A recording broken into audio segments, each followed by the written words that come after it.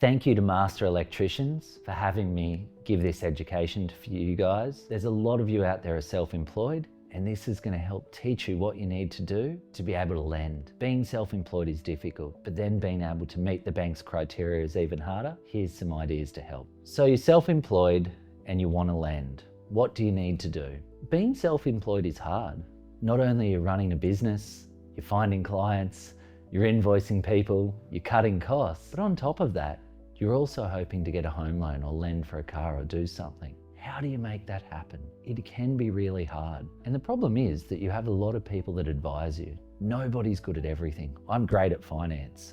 I'm really good at spelling. Everybody has their forte. But with that, we've also got other professionals that we look at. You've got your accountant here who's actually telling you how to look after your finances, what tax you're going to pay, what bills you need to pay. As a mortgage broker, we sit over here. We're a little bit different to an accountant because an accountant's job is for you to pay as little tax as possible. I think as Kerry Packer once said famously, it is un-Australian to pay more tax than you need to. And that's amazing, but the bank needs to see that you're actually paying tax if you really want to borrow. So it's something important, and I'm trying to teach you today how you can show more profit of what the bank's looking for to make you eligible to borrow. Why do you need to show profit? You know, there's many tricks out there, and you can claim more expenses, you can put more of your personal expenses through the business. Don't let taxmen know. But of course, the goal out there when you're an accountant is to make you pay as little tax as possible. The issue with that is when I'm looking to get you a loan, I'm looking at actually the profit that you're making. Now, there is other things like add backs the banks use. So for example, if you have a one-off expense that you're not normally going to use, we could potentially use that as an add back to your income. So as an example, depreciation. You've bought a new truck this year, but you're not going to buy a new truck every year, unless you really like trucks. But the idea there is that that's a one-off expense, so we can put that back. You may have gone and got another ticket or another accreditation, so you've gone and done a training course. That's not going to happen every year, so we can put that back onto your income. So the thing is showing a comfortable level of profit where you can pay the tax, you show that you're earning money, but at the same time, you also don't want to pay too much tax because then that's giving more money away that then it's just another expense for your business. It's a very fine line, and I'm here to try and help you achieve that. What is the difference between low doc and full doc? A low document loan is when you're not providing or able to provide everything that the bank needs. So normally to get a full document loan, you would need to have 2 years of an ABN. You'd need to have 1 year's tax return at least, but a lot of lenders will look at 2 years tax returns. And I guess on top of that, we're only using the profit that is showing on those tax returns. Sometimes if you're growing a business, you've been putting a lot of money back into the business and you don't have the profit you need, that's where, if we can't show it from tax returns, we might be looking at alternative lending or lower document options. So some options there, we can look at using your current BAS statements. Normally we're looking at just the last 2 statements. So 6 months of income. We can look at using your business bank statements, not the preference because there's often a lot of spending in there, but you can look at using 6 months bank statements. Or another way is we can actually look at using an accountant's declaration. So some accountants are comfortable to sign declarations, others actually won't sign them. They do have some compliance and regulation that they've got to adhere to as well. So we can just talk to your accountant to make sure that they're comfortable and what way would suit them if we can't provide the tax returns to lend what you need. Now, if you have gone for a low document loan, it will often mean sometimes a fee up front or you need a slightly bigger deposit. It will probably have a higher interest rate as well. But don't worry. The goal then is we will keep working together to get you out of that loan as soon as possible and onto a better interest rate. It also has to make sense. If you're going to pay a whole heap of tax to get a better interest rate, then sometimes it makes sense to stay on that loan and pay it back quicker. But I can work with the accountant and with you to make sure that it's comfortable and you actually understand what you're doing before we get into that situation. What I normally get my clients to do is get their tax return ready, and before submitting it to the tax office, show me and I can let you know what capacity that might give you if you're looking for a loan. The other thing we can do is we can work together with the accountant to show what we need to let you borrow and get a better interest rate. I mean, interest rates are great when you can get a better one, but sometimes it doesn't make sense. Just remember that as well. Not everybody is going to be able to get a full document loan all the time.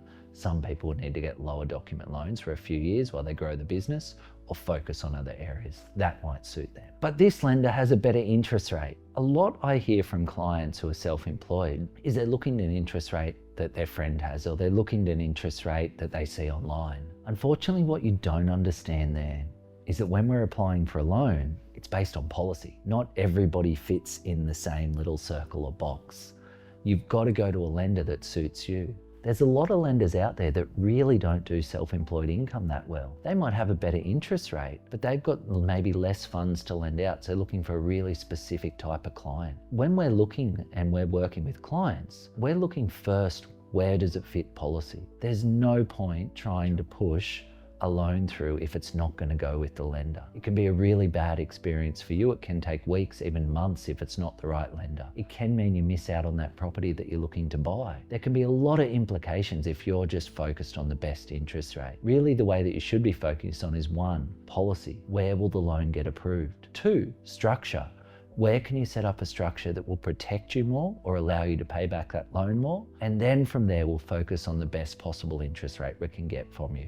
But don't always be rate driven, because not every lender suits you, and you've just got to get aware of that. So you want to lend, how do you prepare? So really the main thing that you're preparing is, depending what stage of the business you're at, if you're about to transition to being self-employed, the main thing is to start that ABN as soon as possible, because with that, it means it's based on your ABN age, not when you're actually earning income in there. So set up your ABN as soon as possible. From there, potentially a lot of businesses in their first year, they actually have a lot of expenses.